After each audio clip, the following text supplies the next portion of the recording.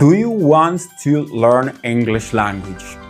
Hello, it's me Nico from justspeakupenglish. And today I'm going to share 5 English learning tips for beginners. Unfortunately, nowadays many second language learners complain that acquiring English language is difficult due to their several failures. Therefore, I have decided to share above mentioned 5 tips with you to become your English language learning experience a piece of cake. The 5 steps that I'm going to break down are focused on proper outcomes, including their practical applications. If you are a beginner or burn out due to failures of learning English language, the time this lesson is for you. Now let's dive into the topic.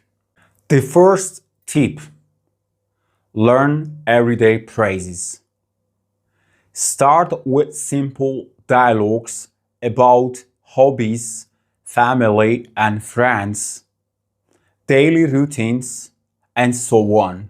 But don't forget, pick up the topic that matches your level. Now let's see together the practical examples of simple dialogues, how they are used in real.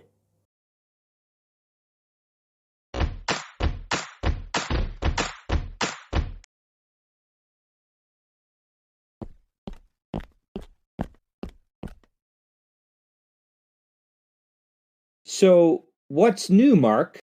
How is your new job going? To be honest, I can't complain.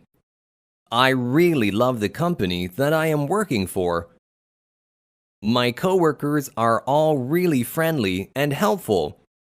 They really help me feel welcome. It's a really energetic and fun atmosphere.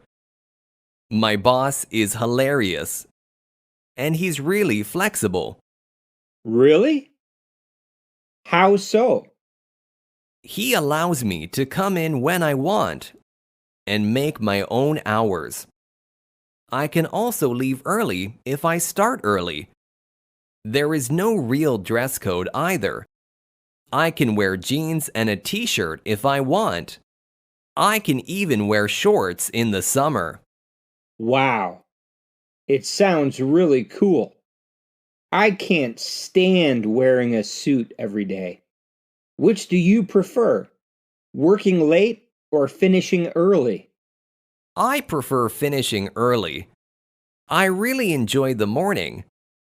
I love getting up early and going for a run. There's nothing like watching the sunrise while drinking my morning coffee. Really? I am opposite. I love sleeping in. I am most alert in the evenings. I'm a real night owl. Well, you know what they say. The early bird catches the worm. You know, you could be right. Maybe I will try to go to bed a little earlier tonight. The second tip: watch and repeat. We call it shadowing approach.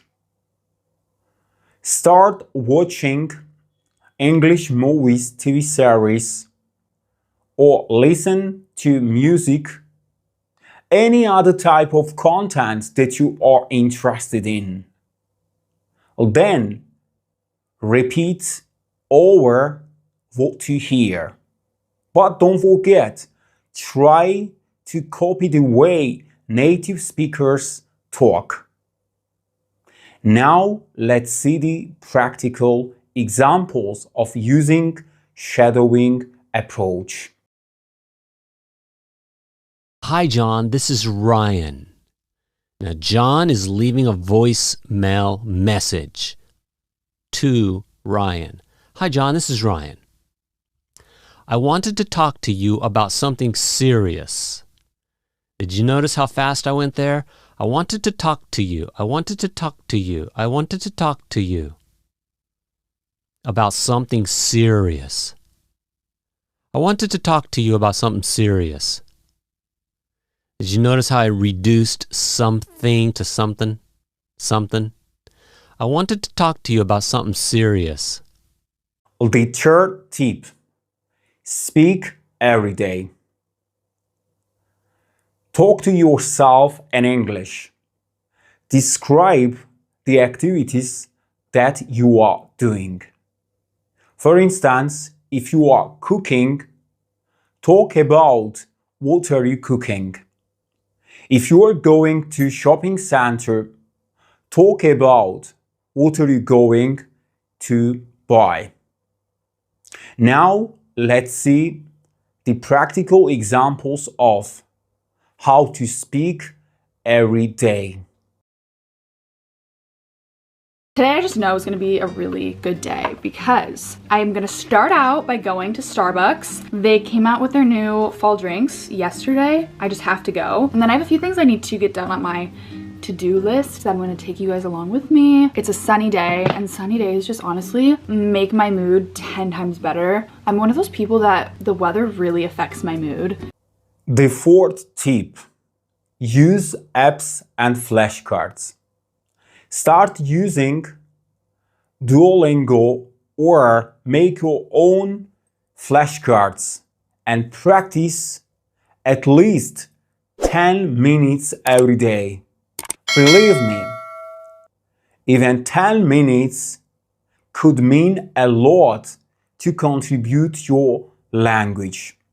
Now let's see the practical examples how we can use language apps or flashcards to level up our English language. This video about using flashcards can be used for any language you're trying to learn. It can even be used in your first language if you're trying to learn more advanced vocabulary. So let's get started. So like I said, the typical way to use a flashcard is to have the word on one side and some writing on the other to help you learn. Now, for this example, I chose the word mitigate because it's a word that I think is pretty advanced and I've seen come up a lot in the news lately. So I chose this as our example. Notice how when I wrote on the front and the back, you can't see through to the other side. This is important because you don't want to see the answers while you're trying to quiz yourself. So don't write with too dark of a pen. And I had said that on the back of a flashcard, you can write the definition, but there are other things you can write too to help you learn even more. On my flashcards, I like to write the definition and the word families and a sample sentence. So what are word families? For many words, there is a noun, adjective, verb, and or adverb form of that word. So if you include more than one example from a word family on your flashcard, this can help to expand your vocabulary and how much you can recognize when you're listening or studying or reading something. And like I said, at the bottom, I like to include a sentence with the word in it. I can see it used in context. That helps me remember it better than just reading the definition. The last tip: don't fear mistakes. Believe me, mistakes mean you are learning. Therefore, be confident and keep going. Now let's see good examples how you can increase your confidence and keep going. Hello, sir. Hello, How are you? I'm fine. And you? I'm doing well. Isn't it kind of late at night? Like, what time? Yes. It's What the heck? 1:06. So why are you not sleeping? Practicing English? I'm just Just 就在休息一下吗？对对，你会说中文？ The lesson is over, but please don't hesitate to write your favorite tip in the comments below and follow for more easy English tips. I would like to wish you learning English to become a piece of cake. Stay tuned and see you in the next video at Just Speak Up English.